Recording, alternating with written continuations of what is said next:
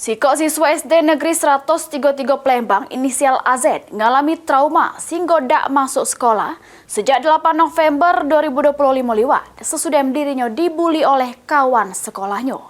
Menurut orang tua korban, AZ tidak masuk sekolah karena takut dikatoi lagi.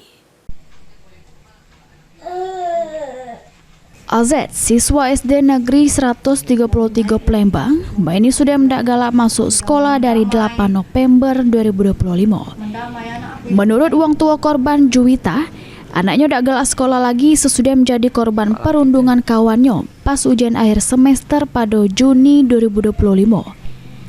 AZ dituduh ngoyak ke lembar ujian sehingga diajak fisik dari dua kawannya berinisial AP Samoha. Sesudah kejadian tersebut, AZ ngerasa trauma serta sering nolak berangkat sekolah.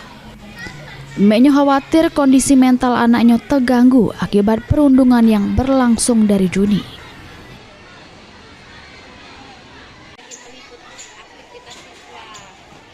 Karena dia juga sudah nak masuk ulangan sekarang nih kan, dia nak semesteran, sudah banyak ketinggalan pelajaran. Galak kak kalau misalnya dipindahkan sekolah cek itu. Ngapu kakak tak galak masuk sekolah? Kan dikatoi lagi. Karena pihak sekolah tuh sudah ngejamin kalau Askani tidak bakal dikatoi lagi. Tapi kita tidak tahu ke depannya. Jadi masih takut ya. Sementara itu, PLH Kepala SD Negeri 133 Palembang, Winarni ngatoke, sekolah sudah melakukan 3 kali mediasi dengan orang tua korban sama pelaku, serta ngelapor ke kasus tersebut ke Dinas Pendidikan Kota Palembang.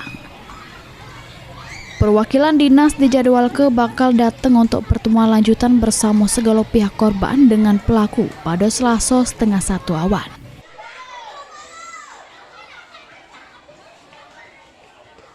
Sudah 3 kali mediasi, kemudian orang tuanya juga sudah menanggapi, bahkan orang tuanya pun mengatakan bahwa dia mengucapkan terima kasih kepada guru-guru karena sudah respon.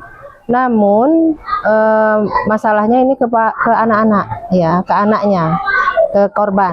Nah, katanya si anak tersebut belum mau sekolah.